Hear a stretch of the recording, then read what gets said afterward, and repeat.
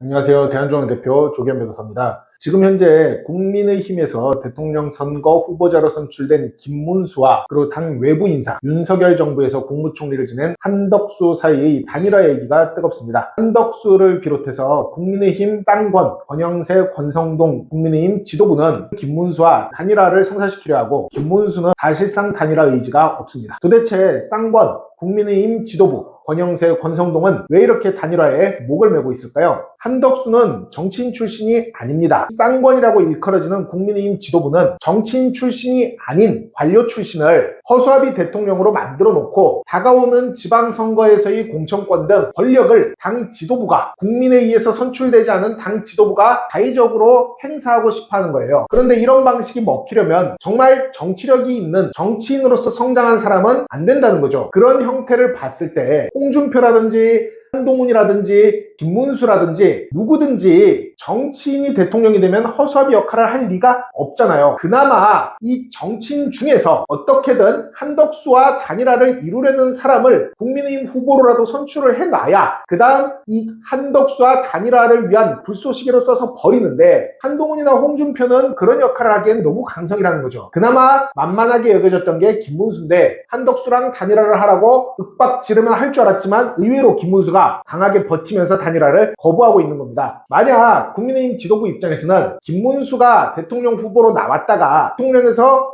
떨어지면 당권은 어차피 김문수가 장악할 게 분명해 보이는 거예요. 우리나라 대통령은 지금까지 보면 재수 3수는 기본 아닙니까? 대통령 선거에 나갔다가 떨어져서 재수 3수를 하게 되면 계속 다음 대권을 노리고 있는 그 후보한테 몰리게 돼 있단 말이에요. 그래서 만약 김문수가 후보로 나왔다가 대통령에 당선이 안 되면 김문수가 계속 당권을 쥐고 있을 것으로 생각하니까, 만약 한덕수가 나갔다가 대통령이 안 된다 하더라도 적어도 당권은 현재 쥐고 있는 권영세나 권성동 같은 현 지도부가 계속 쥐고 있을 수 있다고 생각하는 거죠. 허수아비 대통령을 만들어서 당권은 물론이고 국정 운영까지 국민의힘 지도가 마음대로 하겠다라는 심보죠. 그런데 저는 사실 윤석열 정부에서 탄핵 직전까지 갔던 한덕수가 국민의힘 후보로 나온다는 자체가 제대로 된 보수진영, 우파진영의 국민들의 마음을 대변하지 못한다고 생각해요. 한덕수로 단일화한다고 해서 보수진영이 승리할 수 있는 것도 아니에요. 물론 김문수도 윤석열 정부에서 장관까지 했고 계엄에 대한 시각 같은 게 올바르다고 저는 보지 않아요. 이런 무리는 다 정리하고 지금 현재 이번 대통령 선거에서 상식적인 판단을 할 수 있는 오세훈이라든지 한동훈이라든지 이준석이라든지 이런 주자들한테 보수 진영의 중심이 넘어가야 된다고 생각합니다. 대한중앙 대표 조기현 변호사였습니다.